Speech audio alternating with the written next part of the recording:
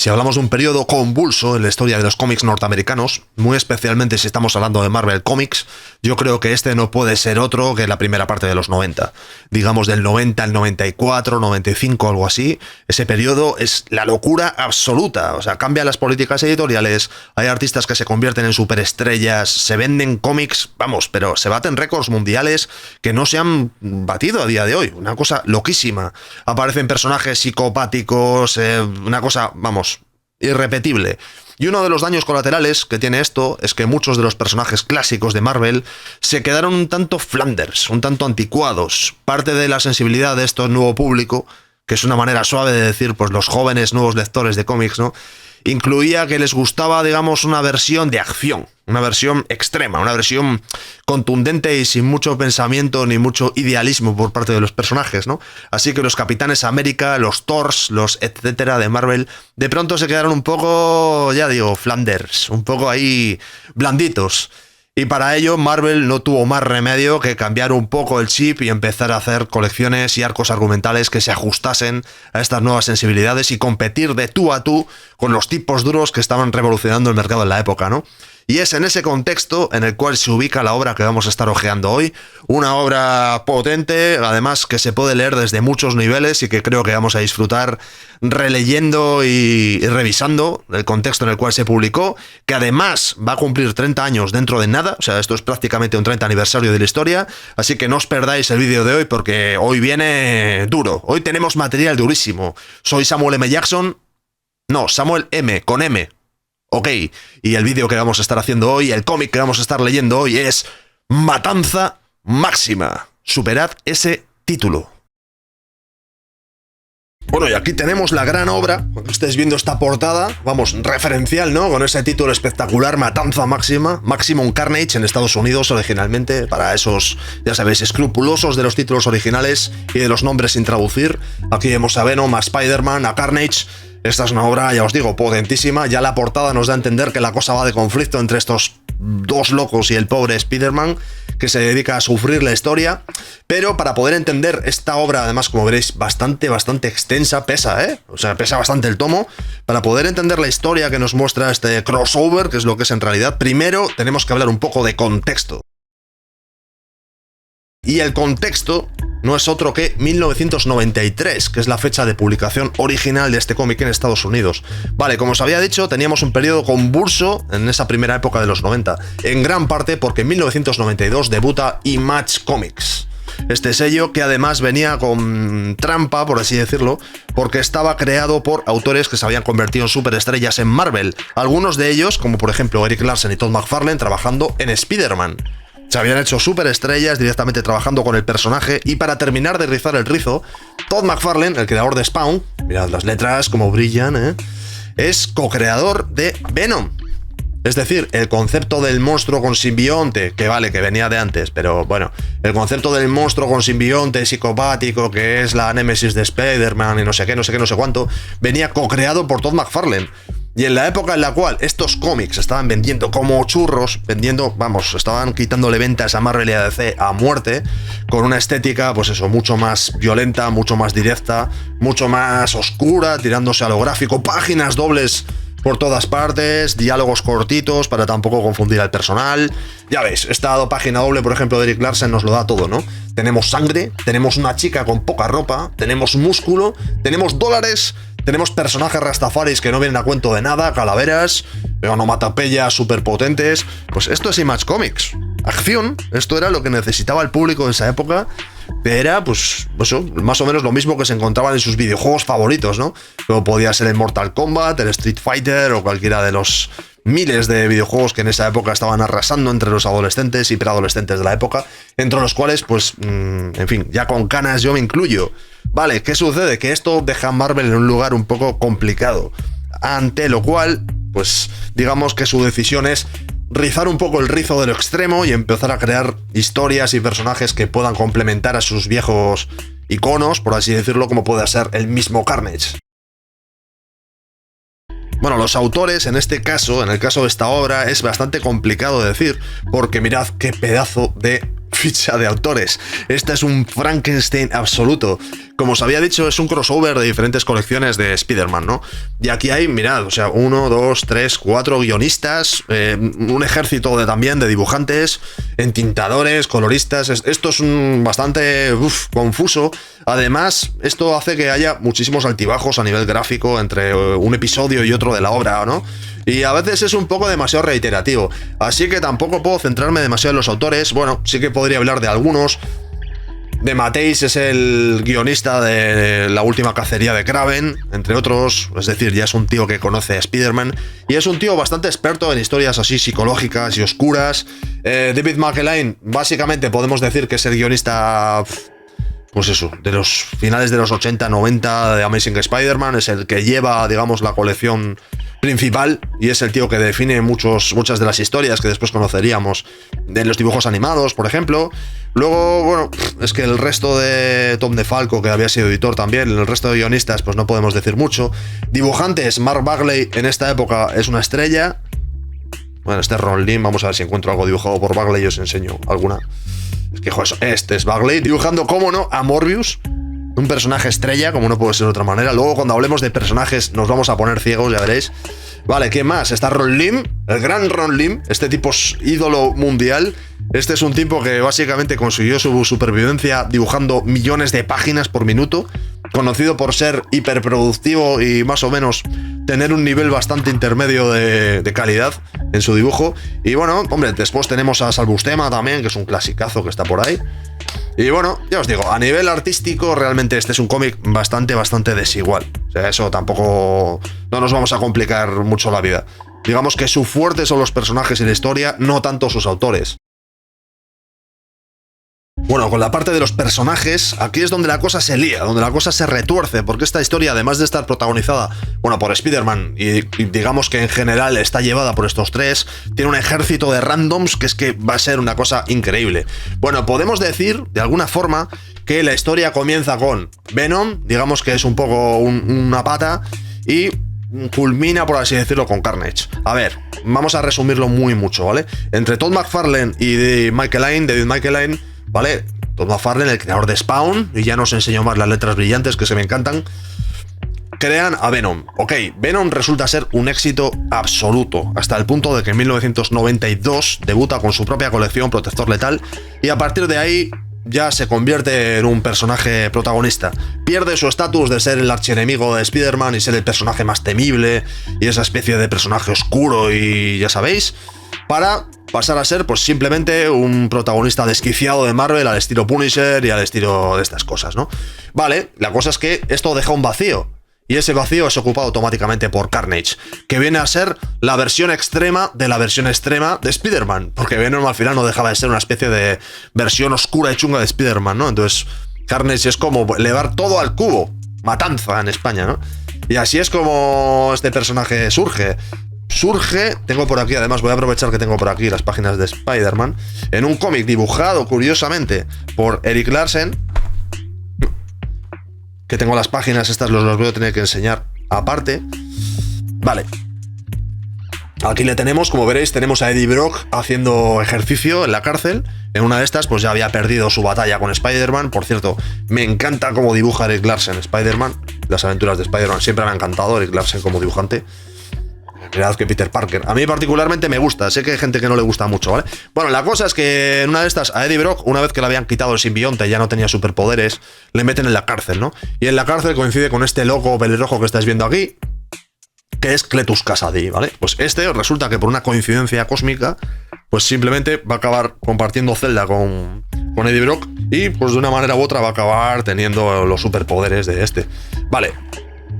En este cómic cuya portadón estamos viendo ahora mismo, si mal no recuerdo, finalmente se libera a Eddie Brock.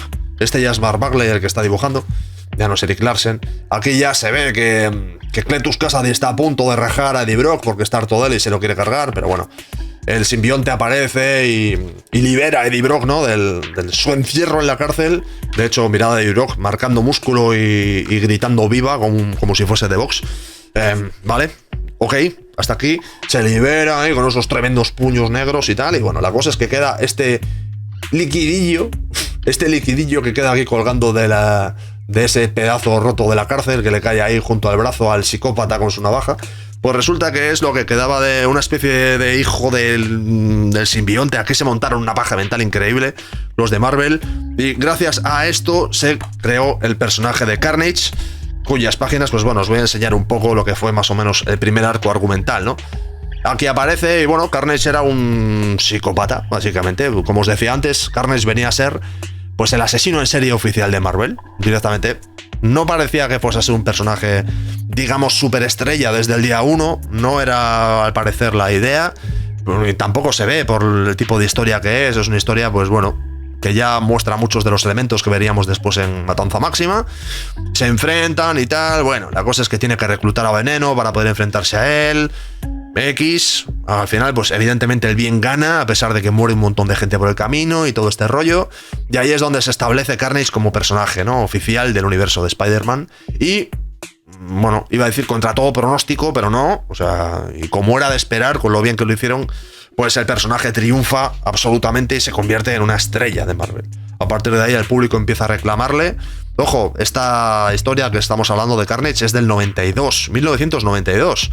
Y Maximum Carnage, este Matanza Máxima que estamos viendo, es del 93. Esto es para que veáis el nivel de, pues eso, de aclamación que tenía por parte de los aficionados este personaje, que reclamaban más historias. Y Marvel directamente se lanzó a un macro crossover, una super historia, que es la que estamos viendo. No protagonizada por Carnage, pero sí con un nivel de protagonismo bastante importante. Luego, más personajes. Es que hay tantísimos randoms que yo creo que es mejor ojear la obra y os los voy contando a medida que los veamos, porque es que es muy loco. Nos vamos a reír mucho, ¿eh? Bueno, ya por fin nos lanzamos a la historia. Lógicamente, como es muy largo, no vamos a leernos enteros el cómic, evidentemente no. Pero digamos que todo se lanza con este Spider-Man Unlimited número 1, dibujado por Ron Lim, por ese ídolo llamado Ron Lim, en el cual pues ya veremos a Kasady, este psicópata que aparece, le tienen en un manicomio, y como no va a ser de otra manera, pues se libera. Ok, se libera, nos muestra sus cuchillas, su tono rojo carmesí, y bueno, pues sobre todo también su diálogo de estoy loco y yo lo que quiero es matar a gente. Para mí, ese rollo de la vida, las normas, la sociedad, la justicia y la bondad, ¿qué me estás contando? Yo lo que soy es un loco, quiero matar y punto. Vale, la cosa es que, bueno, a Peter Parker le va a pillar como siempre en circunstancias dramáticas de su vida personal, siempre, pues no puede ser de otra manera. Y mientras tanto, pues como veréis, pues bueno, tenemos a Carnage, Matanza, ya cargándose. Molaría mucho hacer una cuenta de cuántos se carga en este cómic. En serio, para ser un cómic de Spider-Man es loquísimo. Aquí, por ejemplo, puedo contar 1, 2, pongamos que este es 3, unos 5. Pongamos que ya se ha cargado unos 5 aquí, en esta viñeta, o sea, es bestial.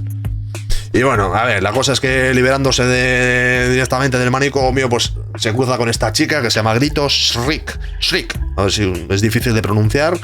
Y bueno, pues tiene superpoderes, se la libera y se van juntos a pues eso, a disfrutar de la vida.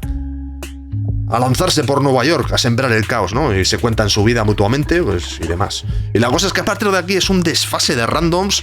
Aparecerá este doble de Spider-Man, que viene de otra historia anterior, de la Guerra del Infinito, si no recuerdo mal, que directamente lo reclutan para llevárselo directamente en su grupo. Y continúan. O sea, básicamente va de crear grupos. Este cómic va de, pues eso, los malos se juntan, una panda de locos, que está bastante gracioso también, ¿eh? Los personajes que se juntan, porque son... Los malos son muy random, pero los buenos vais a flipar. O sea, vais a flipar ahora cuando lo veamos del nivel de randomeo. Y bueno, aquí vemos a Carnage con Jameson y demás. Bueno, Spider-Man está ya desde el principio, ya está con las costillas reventadas. Capa y Puñal aparecen en esta historia. Ojo, estos Capa y Puñal, Cloak and Dagger, son bastante randoms. Son dos personajes bastante randomeros de, bueno, medio del universo de Spider-Man, ¿no? A pesar de que han tenido su propia colección. Pero bueno, digamos que son los dos primeros aliados que tiene Spider-Man en esta historia. Y bueno, pues eso, yo que sé, hay que respetarlo de alguna manera, ¿no? Aparece Venom, por fin, hace su primera aparición en la historia. Dice, bueno, pues tendré que ir ahí, tendré que reventarle la madre, ¿no? A Carnage, portada tremenda, Mark Bagley, muy buen dibujante. La verdad es que al final, no sé si más por Spider-Man o por los Thunderbolts, Mark Bagley al final sí se acabó convirtiendo en un dibujante bastante estrella dentro de Marvel. Que yo os contaba, como se habían marchado Eric Larsen y Jim Lee, Todd McFarlane y gente así, Marvel se había quedado un poquito sin artistas superestrellas, y algunos de ellos tardaron un poquito en desarrollarse, rollo Lee Wicks o gente como este Bagley, que aquí ya tenía una potencia gráfica bastante importante, ¿no? No es mi dibujante favorito, ni mucho menos, pero sí que aquí ya destacaba por encima de los demás en cuanto a que tenía mucho más, pues eso, mirad qué capa más potente, ¿no? Con estos pliegos y demás. Pero Peter Parker está todo el rato deprimido, su esposa, que como veréis tiene muchos motivos para estar deprimido, porque su esposa, pues, a ver,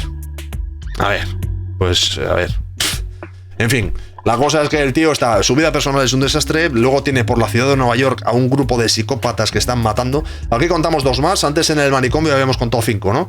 Aquí contamos 2 más que se carga, ya vamos 7, explotan cosas, bueno, se cargan un poli, ya van 8, se ponen a hablar del caos, aparece otro random, el Demoduende, un personaje de la época, se juntan también. A ver, evidentemente no voy a contar más a todos los personajes porque el vídeo va a quedar eterno. Bueno, y sobre esta base, digamos que aquellas que se sientan algunos conceptos bastante interesantes. Sobre todo porque se supone que Venom es una especie de versión retorcida de Spider-Man, ¿no? Es como un Venom que dicen los muertos son algo así como daños colaterales de la misión, que es eliminar a los malos. Y entonces, pues digamos que está justificado. Y Spider-Man es como que está muy obcecado en el contexto de que yo no me cargo a nadie, que yo voy a hacer esto, pero por las buenas. Aparece aquí, ¿cómo se llamaba? Gata Sombra, ¿era? Algo así. Gata Sombra se llama, ¿no? Este personaje clasiquísimo de Spider-Man, en la época del escote hasta el ombligo, efectivamente. Sí, años 90, chavales. Había que mostrar carne porque los adolescentes requerían algo para sus hormonas. Era así. Y bueno, pues por un lado teníamos a los buenos debatiendo sobre cómo hacer las cosas y a los malos debatiendo sobre cómo hacer las cosas. Los malos diciendo, yo quiero matar mucho, pero yo quiero matar más. Pero no, que yo quiero matar más. ¿Y cómo les matamos? Les matamos de golpe o 1 a 1. Y los buenos diciendo, pues ¿qué hacemos? ¿Les detenemos según la ley? ¿Les inutilizamos o nos los cargamos, ¿no? Y sobre esta base, pues todo este tochazo. Mirad qué pocas páginas hemos visto. Os aseguro que la dinámica del cómic no evoluciona demasiado, la verdad, de aquí en adelante. Lo que sí, pues hay muchísimas peleas, muchísimos cliffhangers, por así decirlo. Muchísimos personajes en situaciones extremas, pues eso, como vemos aquí a Venom sufriendo en un incendio, habiendo sufrido las llamas y demás. Pues bueno, vale. A ver, continuamos un poco. En esta época, además, es ya del todo loco, porque habían supuestamente reaparecido los padres de Peter Parker, los padres muertos, ¿sabes? Porque Peter Parker es huérfano. Iba a decir náufrago, pero no, es huérfano. Y aparecen aquí y resulta que el padre, pues, le está diciendo a la familia que hay que pelear contra el mal, pues, utilizando el mal también, ¿no? Y que sí que hay que matar. Y nos encontramos cataduras morales. Es como, hay mucha moralina en esta historia. De hecho, hay mucha crítica también a, como os decía antes, a los cómics de la época, a las películas de psicópatas, a la violencia gratuita.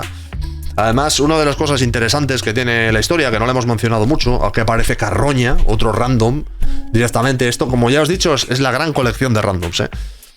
Una de las cosas interesantes que tiene la historia, además, es que, bueno, uno de los efectos colaterales que tiene superpoderes, me parece que son los de Grito, es que vuelven loca a la ciudad de Nueva York.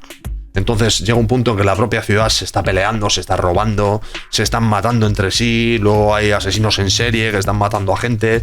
O sea, realmente es bastante hardcore, es bastante rollo catastrófica la historia. Aparece Morbius, este personaje que conocemos gracias a su tremendamente exitosa película, que también se suma al escuadrón de los random. Y aquí se forma, ya para terminar de complicarlo, esto parece la izquierda en política, los buenos, o entre comillas buenos, se dividen entre los antihéroes, es decir, los que están a favor de matar y de cargarse gente estilo Punisher. Y luego aparecerán los buenos, que serán los amigos de Spider-Man, a los cuales después se unirá, pues, el Capitán América, por ejemplo, aparecerá de repente, por ahí en uno de los momentos épicos de la historia.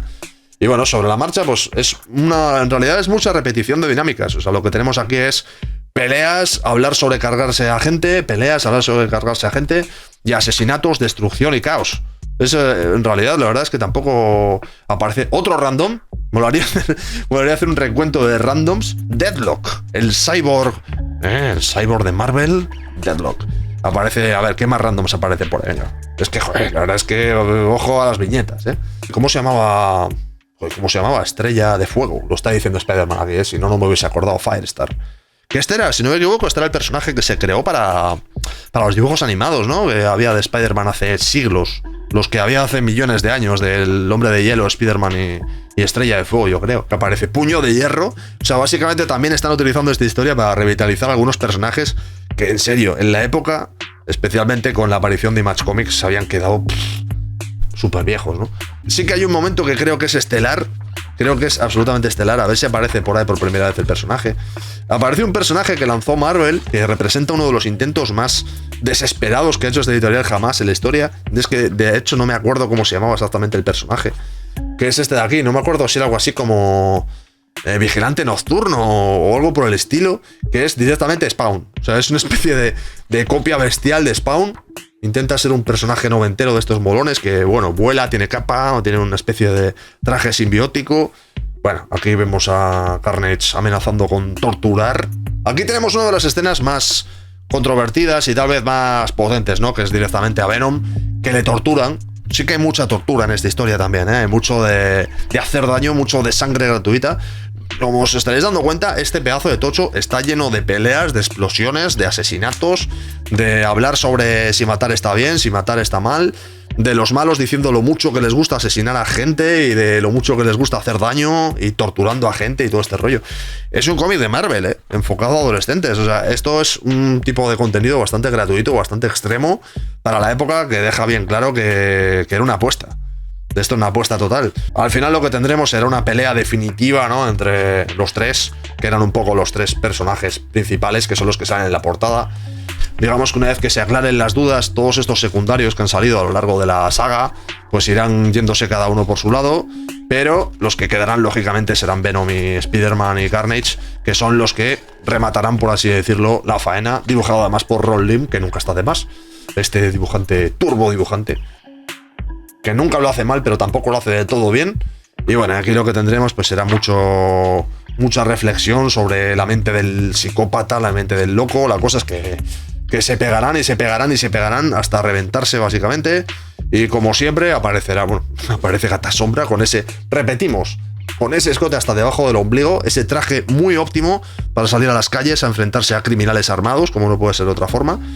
Y bueno, la cosa es que, bueno, habrá una gran explosión. Es que, joder, tampoco, creedme que si me pusiese a describiros la historia de una manera más detallada, quedaría muy ridículo.